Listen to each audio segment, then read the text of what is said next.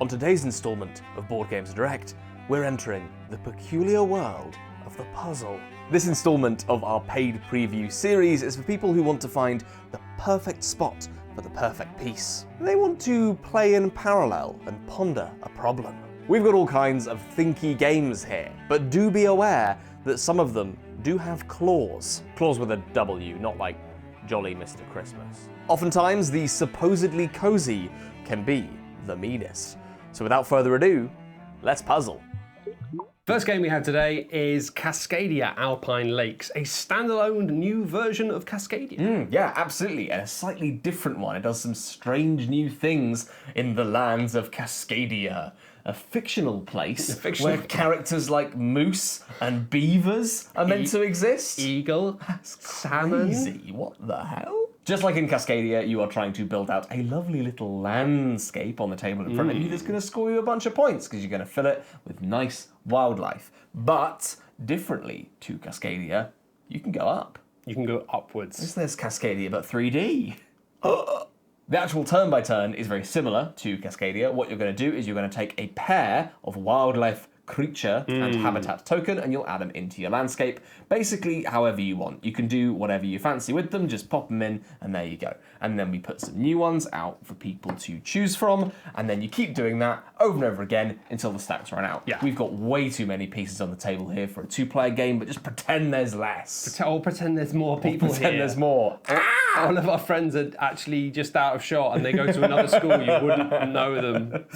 What you are trying to do this time around is rather than fulfilling the criteria of individual animals like in Cascadia, like you'd have salmon score one way, beavers would score another, eagles would score this way, you're now more sort of scoring in this like broader way. Right now we have this sort of forest piece of terrain that wants you to have pairs of animals within forests. We have meadows that want you to have pairs at different elevations, and glaciers just want single animals as a little sort of smattering of extra points. Okay. And you'll notice as well, these tiles don't have the same kind of shape as the Cascadia ones, where they have different landscapes kind of bleeding into each other. They're just like full hexes of one particular kind of terrain. And there's only 3 different kinds rather than the more that were in Cascadia.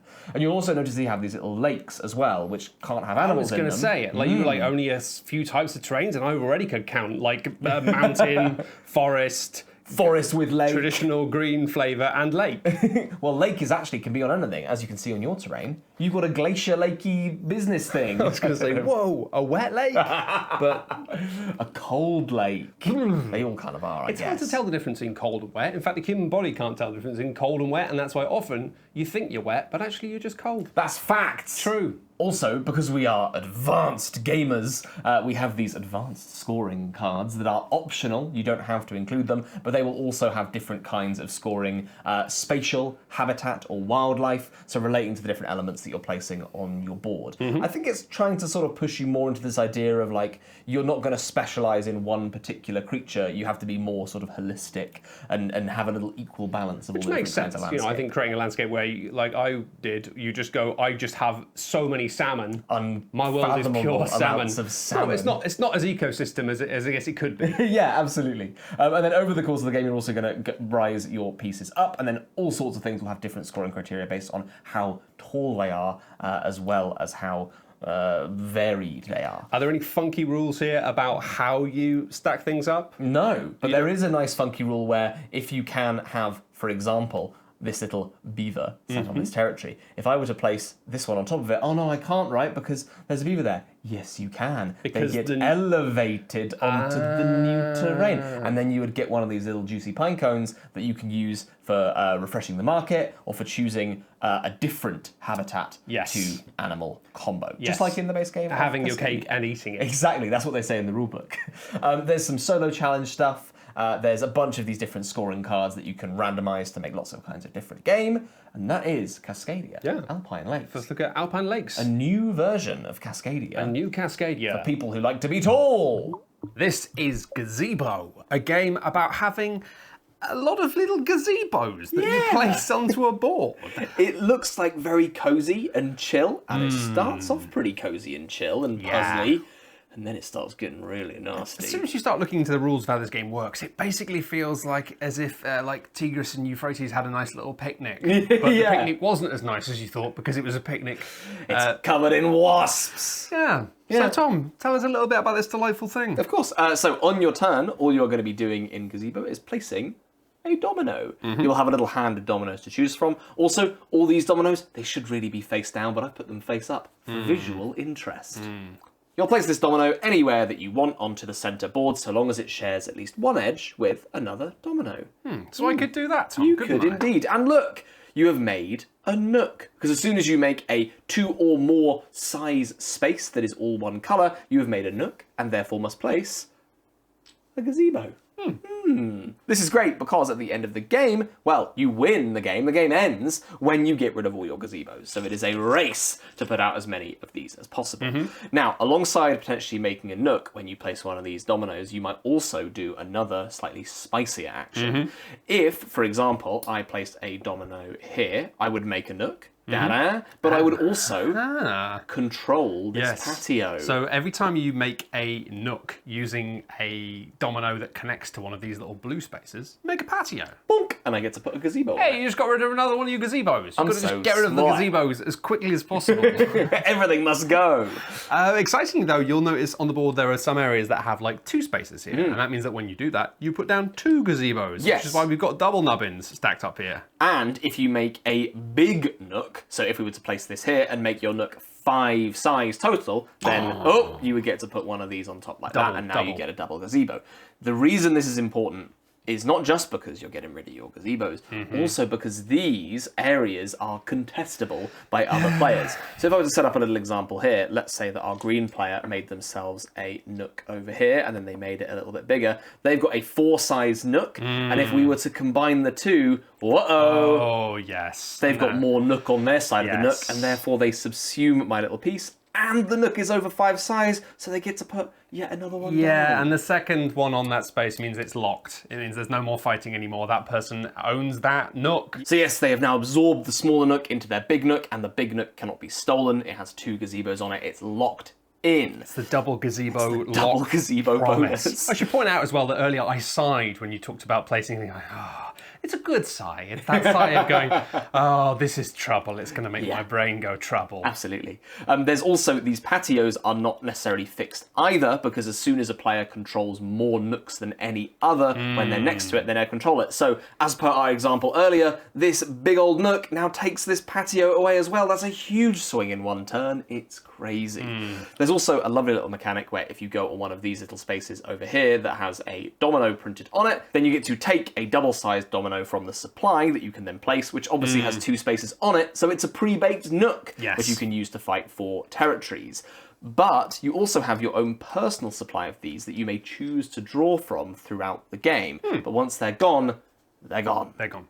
There's another side to the board that adds these little special spaces that you can try and occupy and fight over that give you an extra action. And there's also an expansion board you can get that adds even more complexity, as well as these nice deluxe clacky tiles. These are a deluxe component. They don't come with the base game. And you can also get a little travel box to keep the game in, which I think is adorable. It's very, very sweet. It's a little carabiner so you can clip it to anything. Even your dog. Don't do that. Don't do that. That would be cruel. That's Gazebo. That's Gazebo. Gingham. Gingham. Gingham if you got 'em. This is a game about going on a picnic. Yeah. But here's the twist. You're ants. You're the ants. Yeah. Ruining a nice family's picnic. Finally. Who knows if this is a fully grown, like, human picnic? It could just be like the ants are having a picnic with their own miniature cupcakes and cherries and cookies. I'm just pleased that I finally get to ruin a family picnic for someone else's family. This is a game in which, yes, you play ants trying to wrestle control of this picnic by pilfering treats and making little stockpiles of them. You are going to try and play to get a certain number of points, at which point the game will be over. And the ways that you get points are by controlling these stacks with your little tokens, moving the little treats around the board using your ants. And how do you actually get these snacks? Well, you just need majority control. So really, a lot of this game is about placing ants onto the board in a manner that surrounds these different types of treat tiles. And at the point at which you have majority, you seize control of that stack of snacks. Yes, but how do these ants actually get onto the board? We should explain how the game works on a turn by turn. What you're going to do is you are going to place your queen ant, who's sit along the edge of the board here, and you will do that starting with the player closest to this little star. You will take your ant and you will place it on any other edge of the board. Yeah. So I could place my queen ant here, like this, and then I will place an ant in their column. But There's a big rub here. there's a big rub, and it's the stitch down the middle of the board. When you place an ant, you may only place it up to the stitch. So I can only go up to here, which means my only real eligible slot here. is right there. So you might think, well, okay, well, you have way more options if you were to place somewhere down here where you can choose any of these spaces. Look at all those places you can go. Way more options.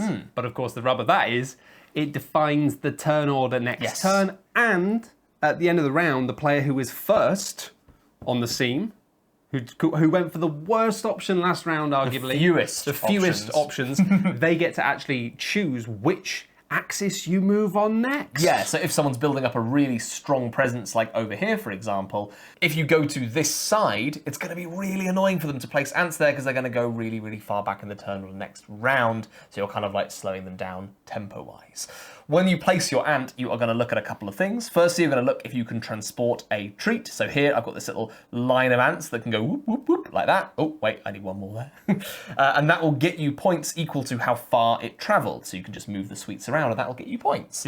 But, as you said, if you control all the spaces around a stockpile, then you can claim it for yourself, which will score you points now and also potentially at the end of the game, but someone else could control it.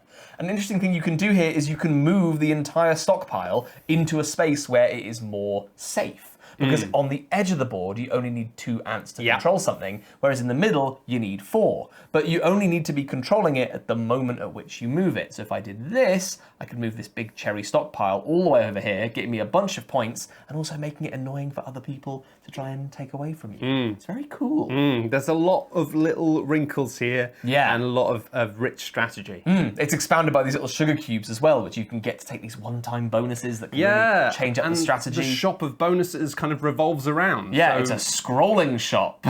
So things get cheaper or more expensive depending on what's being used. Yeah, so you have to be aware of these and try and snipe them away from your opponent. Oh, there's some nice stuff going on. I just love the theme. It is a very crunchy and lovely theme of ants carrying around snacks and stealing them from each other. And that's Gingham. That's Gingham. Twinkle Twinkle, little star. How I wonder what a game about little stars might be like. Oh. As if by magic it appears on the table right in front of you. Twinkle Twinkle. This is a game about drafting these little Perspex tiles. Acrylic-y, clacky, nice tiles from this this luxurious bag. Exuberant, frankly. Exuberant bag, wow. And then placing them on your board to make a little constellation. And ideally, what you want to be doing is making it so you have these little connecting constellations of stars. Careful, Matt, you're going to get sort of too fixated by making your little star tableau, and then you're not going to be able to concentrate on the preview.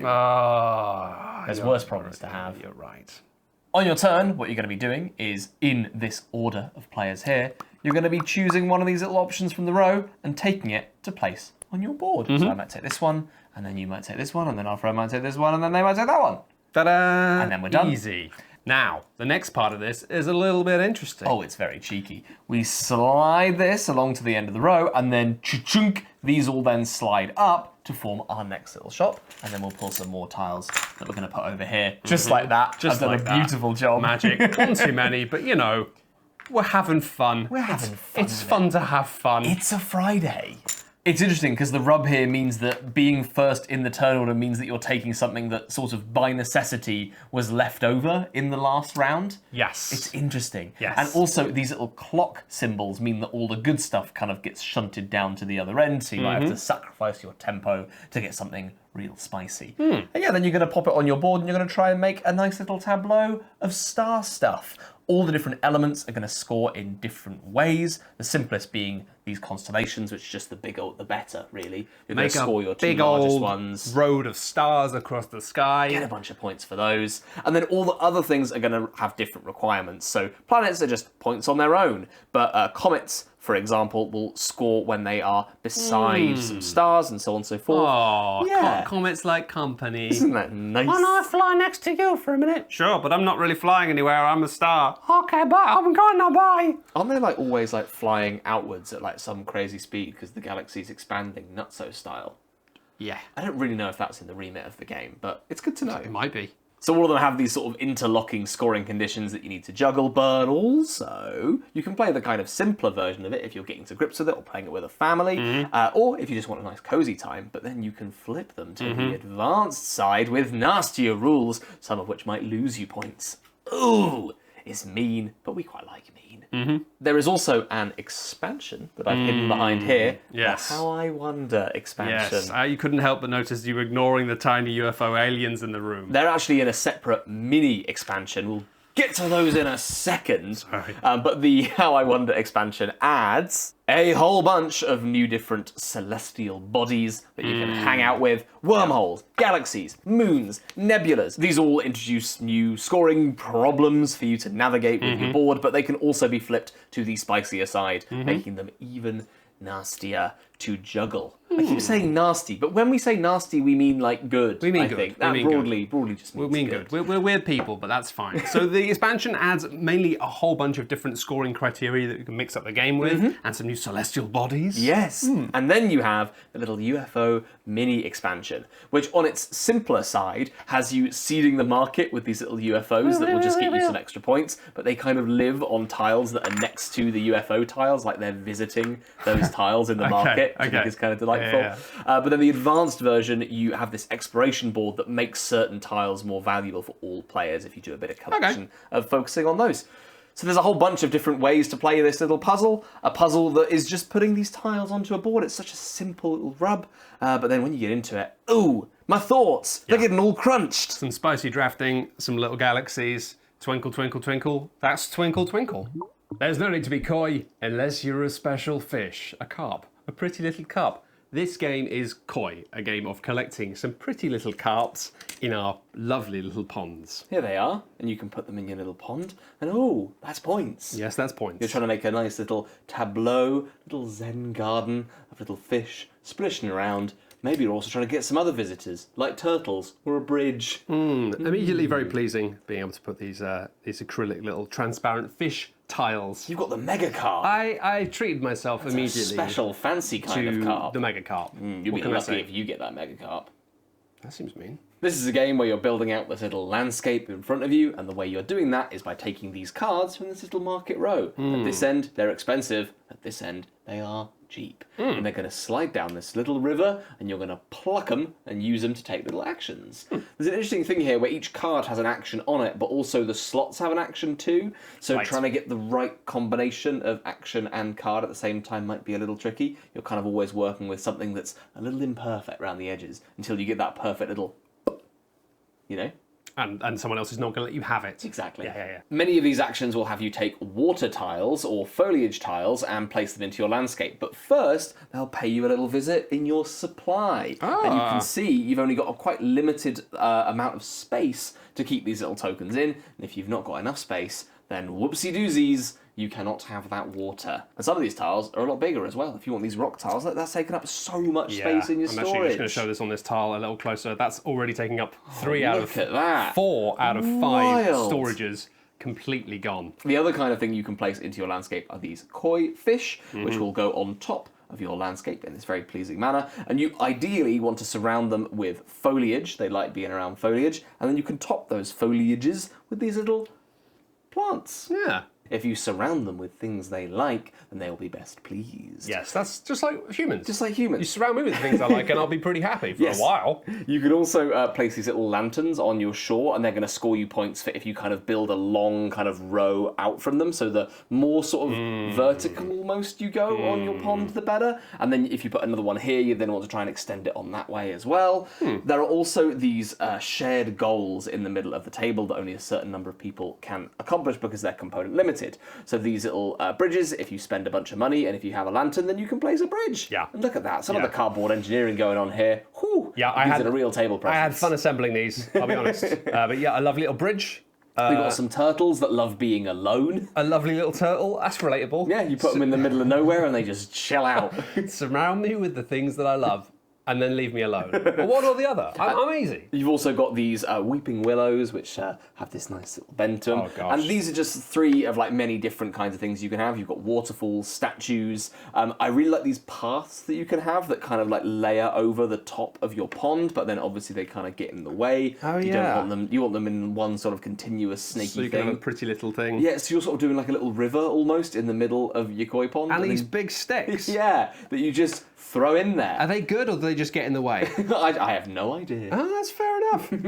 You also have some interesting other cards that are in the potential market. You have these endgame scoring ones you can pick up that will give you a bunch of extra points. You also have these expanded storage things, so you can give yourself more room to place little tiles, as well as having tiles like rain that'll get you a bunch more water so you can expand your territory. And of course, these ones that let you actually buy the koi fish. You need to make sure that you have enough money to go to the koi market. 1 for a little one, 2 for a medium one, 3 for a big one. That's classic fish market pricing. Classic fish market shenanigans. And that's, yeah. That's koi. At the end of the game, you're going to get points for having your fish looked after, some endgame points, and any leftover ones of these little wild action tokens you can pick up. But yeah, very like sort of chill, meditative little game about making a koi pond that is absolutely gorgeous. Yeah, delightful, beautiful little koi pond. Yeah.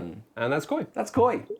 Positano. It's a game about making delightful little condos, little flats, villas overlooking the sea. But of course, as in real life, you want to make sure that you can get a good view of the sea and don't end up stuck behind another blasted building. Yes, absolutely. And we've picked the right tablecloth for this one. Look at all this blue sea that it's overlooking, which makes it feel like this is a solitary island in the middle of absolutely nowhere. Yeah. But no, it's a cliffside overlooking a nice beach.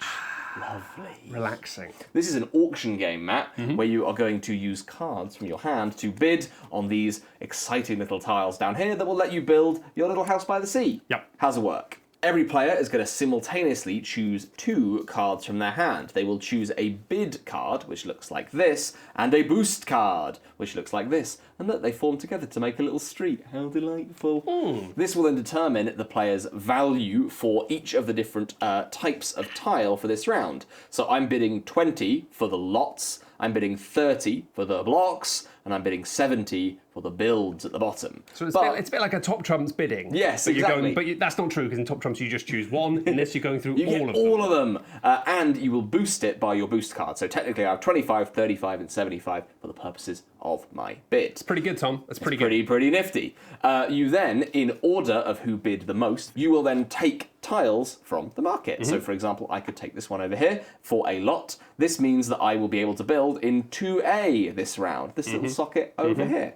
Then you will take a block tile. You'll take the number of blocks shown on the tile and put them in your personal supply. So they just go in front of you. So you probably want to take something like this, the 4. Yeah, maybe I do. You get 4 blocks. Yeah, I'm going to take 4 blocks. Yeah, for your boots. I've got so many blocks. Yeah. Finally, of course, is the build action. The build action allows you to, you guessed it, Build. But there's also some cheeky little rubs on that. There's some little in the rubs. fact that you've got a little banner at the top that tells you what kind of roof you can put on top of it. Either bronze, silver, or gold. You can see them over here, the bronze, silver, and gold. Look, I can do colours. Shiny gold. They are deeply shiny. They're very shiny. I'm actually just going to slightly rotate this so that people can see the full angle. We've put it on so dead on that it's like, they're very attractive little...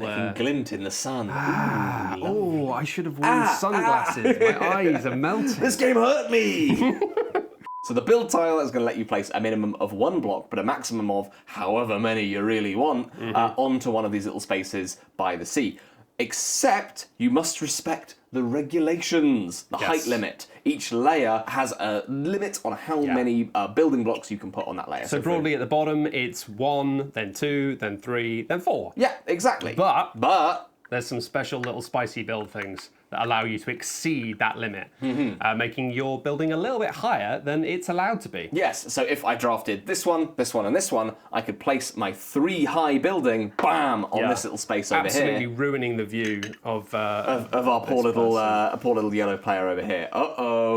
This is important because at the end of the game you're going to score the entire cliffside. You will score these little public objectives that will reward you for doing certain things with your buildings, but you are also going to score points for every single block in your buildings, they are worth points equal to the roof on top of them. So a bronze roof means it's 1 point per block, silver means 2, gold means 3. Yes. But only if they can see the sea. only if they can see the sea. So look, this is a lovely 6 points for yellow here, 3 points for each of their blocks, but if I build this nice tall building, it entirely blocks their sea view for my rubbish 3-point building. Yeah. But what a swing, eh? What a swing! Yeah. You've ruined their holiday. You've ruined their holiday. There's also a really nice wrinkle to the bidding here because you'll see that some of the cards and some of the tiles have these little ice creams on them, normally on the worst cards and the worst tiles. This is because at the end of the game, each ice cream is worth a point. It's a little consolation prize. It is. It's going, okay, you didn't really get the best tile, but you did get an ice cream You did get instead. a tasty ice cream. You're playing it chill, which is kind of interesting because you could sort of deliberately lowball your bids to just try and make sure that you're just eating a load of ice cream and making do with the scraps that you get from here, or you could go crazy and try and build some incredible buildings, but you're getting no ice cream along I'm the way. headcanoning as you are all the sons and daughters of a famed architect going off into the world to try and build this, and maybe you're just the one who says, I don't want to make buildings, I'm just want to gonna taste I gelato. want to eat ice cream, and I'm not getting involved. There is a solo mode in the base game, and there is also an expansion, the Crowded Cliffside, which makes it 5 or 6 players with a wider board so you can place more stuff, and it also enhances the solo mode in some interesting ways.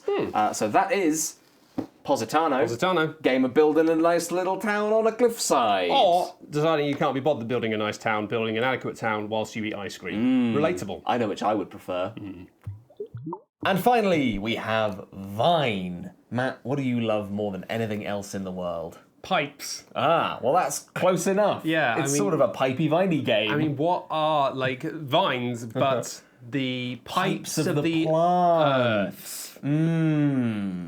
This is a game about growing a little beanstalk. Oh. And at the end of the game, if you grow a nice beanstalk that has lots of beans on it, you're going to get some points. Spoilers. Also, leaves are nice as well. Leaves and beans. Leaves they're and points. beans. As God and intended. everything between. On your turn, the most important thing you're going to be doing is you're going to be opening up that little bag. Oh, and you're this going to be little pulling bag? 2 tiles for the bag. One tile you will place onto your vine. Oh, Please, okay. place the tile on Well, the vine. this is an easy choice for me now. Lovely. Beautiful stuff. Yep. The other vine you're going to place on my vine. What? Yes. And I choose where it goes? Ah, simulating the chaos of nature. So you might pop it here, the one available spot for me, Yeah, but I you could suppose. put it in somewhere that's really mean. I could try. Yeah. And that's most of the game, right? It's putting little bits into your vine, putting bits into your opponent's vine to try and annoy them. It's a bag type game. For you, sir? Another a little thing? I'm going to have a little leaf that's going to cut off my plant. Ooh, like that. oh. And I'm going to put a little leaf that's going to cut off your nice stem here. Ooh, Yeah, annoying. my plant has got a bit of a kind of hench vibe going on. I'm not entirely sure it's... Yeah, your plant's going crazy. I don't even know if it's legal. It might not be. So that's most of the game, right? Is you're putting these little bits onto your vine, onto your opponent's vine, eventually trying to make it so that you can put beans Right, yeah. on the vine. Because if you have a little dangly spot, like I've got here, you can take a bean from the market and put it on there, and every bean is worth some points. Right. However, what you might be thinking is that you're getting to a point quite quickly where you're not going to have any ends of your vines to grow stuff off That of. was a concern of was a mine. concern. I am concerned about this, It's yes. a concern of yours for many years. Exactly. When do these vines end? It gives you the option at the start of your turn to prune. And when you prune, you choose a little bit of your vine that you would like to sort of snip off so that you can then grow from that spot again. okay. So if we were looking at this big vine that we've got set up in the middle of the table, you could like slice this little end off here, and then you can start growing from here Giving again. yourself some real opportunities Right. again. And in fact, you must do this if your vine is like fully, stacked with stuff. So you need to try and find ways to constantly snip it and grow it. But if you snip off any beans, you get to keep them as points. So it has this nice, All right, like, so you're sort of- harvesting the bean points. Yeah, exactly. For later, you're snipping off and then you're growing from there. Also, the more stuff that you snip off of your vine, the more of these little growth cubes you will get, which let you take wild actions, like drawing from the compost, which is where everyone's sort of trimmings end up. You can stack your bean tiles using these growth cubes, so you can put another bean on top of a bean that already exists, potentially doubling, tripling, quadrupling your harvest. Beans on beans on beans on beans on beans. Or you can reset the bean market, which might give you some better ends to play with so that you can make a more malleable plant. That doesn't make any sense. A more pleasing bean time. You took the words right out of my mouth. You keep going, building up your beans until you're done. And that's basically it. It's fine. That's a nice fine. little game of snipping up beans, making a little plant, growing them, being a bit mean to your friends. Being a bit mean to your plant. You're cutting it mean to up. your plant. Stealing Oh, its poor beans. thing. It's fine, plants aren't alive. Probably.